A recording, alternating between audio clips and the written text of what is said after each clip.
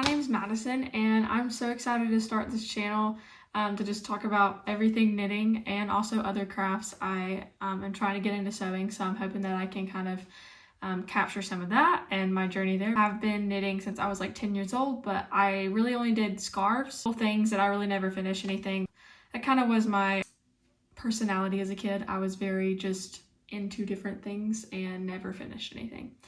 So about 2023, I got into garment knitting, and I have made so many things since then. I really didn't even realize how many things I had made. It's kind of alarming. I'm really excited to show you everything. I'm going to try to do it in chronological order so you can see like the techniques I learned along the way and the progression of things. So without further ado, let's get started. This is the Zachary cardigan. It's the item I would say that got me into garment knitting itself. So I pretty much just said, I'm going to learn a big roll pattern. I'm going to just hunker down and learn all the techniques that come along with it. And I knew it was going to be hard. I knew I was going to not know what I was doing, but it really wasn't as bad as I thought it was going to be. It was knitted flat, so I would say that was a lifesaver in terms of like learning about circular needles and all that stuff. I would highly recommend if it's like your first big girl pattern to maybe stick to something flat. I knitted this in a Michael's acrylic yarn. I think it was the Loops and Threads brand. I'll put all of the info on the screen for all the patterns that I'm getting ready to show you. There's a lot of things wrong with this. It's off gauge. It's got drop stitches, but I think it's a representative of a starting point.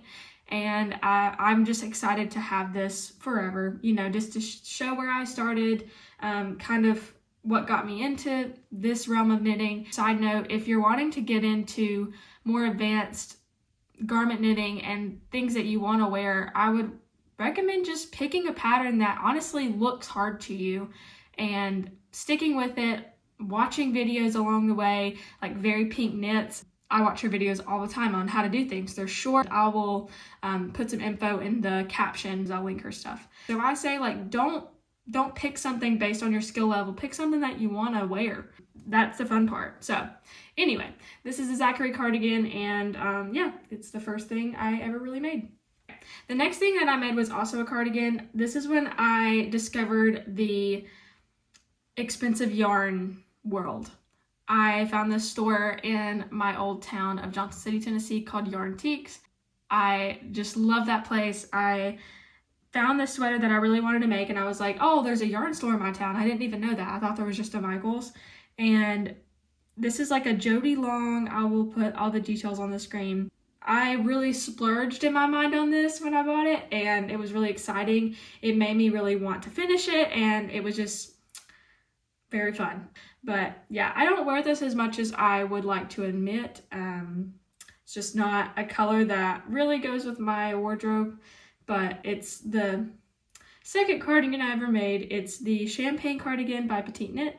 Next up is the Flower Power Pullover by Deegan Knits.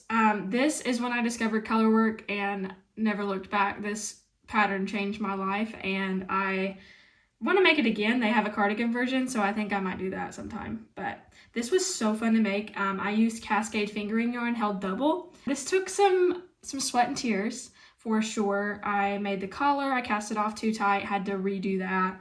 That was a really scary point when you finish the entire sweater and you can't fit it over your head. We've all been there. This is the Flower Power Pullover, and it is one of my favorite pieces that I own. Going with the colorwork theme, this is the Porcelain Sweater by Knit. I think I'm saying that right. This was so fun to make. It was my first time using mohair. That changed the game for me. It's a staple for me in my wardrobe. I wear it all the time. Yeah, just a mohair and fingering held double. I used a Cascade fingering yarn, and then I will link the mohair as well. I'm not sure what I used off the top of my head. But this is the Porcelain Sweater. It is my first stranded colorwork project. I have not done another since then. I need to do another stranded colorwork project. One of my favorite Christmas time sweaters. I wear it outside of that, but yeah, it's the Porcelain Sweater. Once again, going with the colorwork theme, I went kind of crazy with that technique. I saw this set on Instagram and I lost my mind. I was playing a ski festival. If I didn't mention, I am a musician, so I have a lot of time in the car to knit, side note, but I had this ski festival we were playing this, I think it was 2024. And I was like, I have to wear this. It's going to be so warm. It's going to be just a statement. It's going to be so fun. So I made this in like a month and I still don't know how I did it. This is the final project. I don't know if I can get it all in the camera, but I will also maybe insert a picture of me wearing them. But these are the pants and this is the shirt. This was so fun. It's so psychedelic. There wasn't really a part of it that I felt was super difficult. I don't know if it was just I got super obsessed with it or whatever. I do feel like the pullover was much more difficult because it was raglan. The pants flew by. It was just like once you got past the like the waist and everything, it was just like knitting 2 really long sleeves. I would definitely like to make another pair of pants eventually. I just used an acrylic yarn for this because I knew it was gonna get a lot of wear, and I was worried that just like sitting down on things and things snagging it, I was just worried about using a really expensive yarn on these. Yeah, the Fortuna's Rules trousers and pullover. Next up, I made my first vest. This is the Capital Vest by Deegan. It's in a Madeline Tosh fingering yarn. I think this yarn looks like a candy that I used to have as a kid. I think it was like gum and it was called like Chiclets or something. I will put that on the screen. And also when I go and research this, that might not look anything like this yarn, but in my mind when I was knitting it, I was just imagining little me eating this gum, and it was just like, such a cute little moment. I actually forgot I made this, and I found this when I was pulling all these out, so I'm definitely going to wear this now that the weather's getting cooler. I love this vest over a t-shirt kind of moment, so I definitely need to pull this back out. Okay, next up, I knitted this Melange men's sweater by Petite Knit for my husband. This is in an acrylic yarn from Hobby Lobby. I had a major dye lot issue and we just went with it. He is definitely due for another sweater, so I think I might make him something that's like has a trout on it or something. I'm definitely brainstorming there. But yeah, this was just your basic sweater pattern. There was nothing really special about it. I thought it was really easy to read, really fun to make. It flew by. It's the Melange men's sweater by Petite Knit. Next up is the Fruity Lemon Pullover. I think that's what it's called, by Hip Knit Shop. This has a few little ends that need to be woven in, but you didn't see that. I rewrote this pattern. I was obsessed with this when I saw it on Instagram, and I just had to make it. I saw Louise make it. I think their handle is Lou Dang on Instagram and TikTok, but I love watching their stuff. The pattern itself calls for a specific fluffy mohair from Hip Knit Shop, and when I wanted to make this and I was just like hell-bent on doing it, they were out of it. So I used a fingering and mohair held double and just rewrote it. The gauge was very off, so I had to do everything from scratch, and I just rewrote the colorwork chart and everything. They also have a strawberry version of this, and I want to make that so bad. I asked for the kit for Christmas last year, and my mom ordered it, and then they were out of stock. So I don't know if it's not meant for me to make this with the actual mohair. I'm not sure, but maybe one day I will get to do it. But this is still something that I wear all the time, and I love it. Okay, next up is this camisole number 2, I think, by My Favorite Things Knitwear. This is something that I don't wear as much as I would like. It's a good layering piece, and I like to put like a denim jacket over it or something like that. I wish I had made it longer, which is a story of my life. In the earlier days of me garment knitting, I just made everything cropped because I wanted to wear them. So let's just call it like it is there. This is in a fingering yarn from Bad Sheep Yarns. It's like an olive color. I'll try to find the specific colorway. But this knit up really quick. It was really fun because you have this like, I think it's 3x3 rib, maybe 3x2. I'm not sure, but it was super easy. Very well written pattern, and I definitely want to make some other things by My Favorite Things Knitwear. I've heard some really good things about the other patterns that they have. Okay, keeping with the tank tops, this is my first pattern that I ever wrote myself. This is in a Noro yarn. I saw this person make something very similar to this on Instagram, and I went to their page and they were selling them, not selling the pattern, and I was just like obsessed with this. The back is completely open. I'll try to insert a picture of the back here. I basically just took the things that I liked from that photo and tried to write it myself. Now I made the neckband a little too tight and I might redo that. I don't wear it as much as I would like because of that, and I think I should definitely redo it. This is a self-drafted pattern and it has no name, but it's in a Noro yarn. The next thing that I'm going to show you, I think is kind of a fail. It makes me kind of sad. The ends are not woven in. It's the Cloud Sweater by Petite Knit in the most gorgeous like mohair that was held double. I got it on sale as a closeout at this yarn store in Charlottesville, Virginia. I just think it is so sweet, and just it reminds me of like Lisa Frank stuff back in the day when I was a kid, and I just love it. And I wish it fit me better. It just doesn't fit me like I want, and that's why I didn't weave in the ends.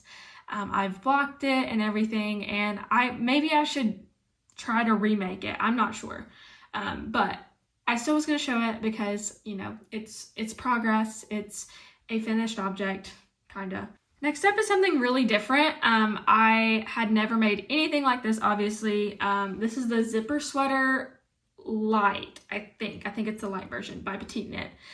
It was my first time working a zipper into a project, and this collar was the bane of my existence. It was knitted on, I think, a size 1 needle, and it's double, it's folded over, and I don't remember how long it is, but I mean, you can look, like it took forever, and my hands had carpal tunnel. But this is in a really special yarn because the yarn store that I was talking about at the beginning of the video, Yarntique in Johnson City, they had a trunk show with an indie dyer called Bad Sheep Yarn, and she made a exclusive colorway for Yarntiques, and I think it's called Moonstone. I thought it was so cute, and I knew I had to make something just really, really different, something that was really going to stretch me with this yarn, and this is what I came up with. So I wear it a lot. It's a really good fall piece because, you know, you're outside, you're going on a hike, around a campfire, just throw this over, and it's just super cozy, and I love it. This is my first cable project. This is my only cable project that is a finished object right now. I'm almost done with another, which I'm so excited to share very soon. But this is the Dagmar jacket by Petite Knit. This was very fun. It was such a long project. It took me like 3 or 4 months. If I were to go back in time, I would not use this yarn. It's just too fuzzy. You can't see what's going on. It's almost like using black yarn. You know, when you just can't really tell what's going on, and it's hard on your eyes. I would get like 4 rows above the error before I saw the error, and then I'd have to rip it back, and it just didn't rip very well. But I did end up finishing it right before Christmas last year, and it's something that I wear a lot. This honeycomb pattern in the back was the bane of my existence. It was really, really difficult. But yeah, this is the Dagmar jacket by Petite Knit. Next up is another Petite Knit sweater or cardigan. It's the Olga jacket. I started this last Christmas and didn't finish it until June this year. It's super cute. It reminds me of Eloise at the Plaza, if you're familiar with that, just because of the pink. I just think it's just a precious little number, and I haven't got to wear it a lot because it's just now getting cool enough to do it, but definitely going to be adding this to the wardrobe this fall. Okay, here's another thing that I started last Christmas and finished in June. This is a cardigan kit that I got from my parents from Wool and the Gang for Christmas last year. I think it's the Cans cardigan. I don't know if I'm saying that right. It is super fuzzy, fluffy mohair. It was my first lace pattern, and that's why it took me forever and a day. Everything is worked flat and sewn together, and it taught me a lot about lace. I had to rip this back so many times, but like I said, it taught me a lot, and maybe one day I will do another lace pattern. Next up is a dress. This is a dress that is spoofed off of the Dima Air blouse, which I'm also making one of those right now, and I'm not finished it, but I saw this person on Instagram make this into a dress and just modified it. And I was like, you know what, I can do that. And I did. It's so fun, such a fun color. I think this is Noro yarn in the colorway Sonata. This did not take very long at all. The drop stitches were so fun. They did snag a little bit because of the Noro yarn's like material and feel. But I basically just did this tube. There wasn't a lot of modifications. I think I might have switched sizes like when I got to the hips, maybe like 2 sizes up. But other than that, it was super, super easy. I'm really happy with how it turned out. So this is the Dima Air blouse, but modified into a dress. Okay, back to the tank tops. I cannot remember what this is called, but I will insert the pattern on the screen. I love the little ruffles on this. This yarn I actually dyed myself with some flowers. I got a kit from this place called Yarn Over Floyd that I bought it at like a yarn festival. They're all based out of Floyd, Virginia, and I thought it was such a cute concept. This was dyed from marigolds. The ruffles were so fun to do. I saw a lot of people make this on Instagram. They were just styling it so cute. It was such a statement piece to me. And when I tried to style it like they did, I just didn't like it. And I mean, I did wear it a couple times, but I'm still trying to figure out how to wear this. This is not called the ruffle tank, but that's kind of what I call it. I will link the right name on the screen. This, I also can't remember the name of this tank top. I'm going to put it on the screen, but I was gifted some of this yarn, the gray. It's discontinued now, but I think it's wool. It's so hot. It's so hot. But I just wanted to make like this cute little backless tank that I saw on Instagram and put some tulips on it. I thought that would be so cute. And I had this scrap yarn. This green is from the dress, the Dima Air dress or whatever. And this worked up in like a week. It's very fun. I would probably size up if I was going to make it again. But I would definitely have to modify the straps because they like to fall off. But yeah. This is the Clematis, I don't know how to say it, vest. This is in a Juniper Moon cotton linen blend. I found this on sale at a local like School of the Arts that somebody had donated, and I got like a whole bag for like $12. It was literally crazy.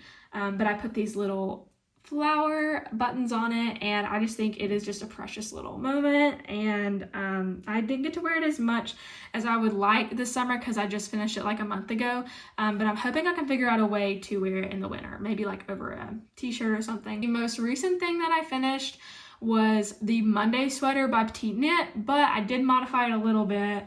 I put the word diva on it because there is a song by the artist Role Model called Sally When the Wine Runs Out, and if you haven't heard that song, you're missing out.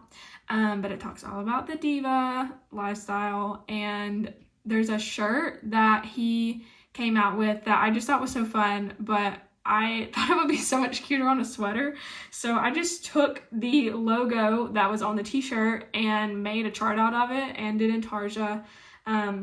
In the round, you're not supposed to do that. I just cut my yarn every time. I know that's super whack, but it worked out. But yeah, it's in a cascade yarn. I'll put it on the screen, but it's super fun. Not something I'm gonna wear every day by any means, but definitely a fun little statement piece or whatever. But this is the Monday sweater with the Diva logo on it. That is everything that I have knitted up until this point. It was super fun to kind of see all of these things beside each other and see like kind of where I started, where I am now, how my interests have changed and all that stuff. I think it would be fun to make a current whip and what I want to make video next, so maybe stay tuned for that. Thank you so much for watching, and I will see you soon. Bye!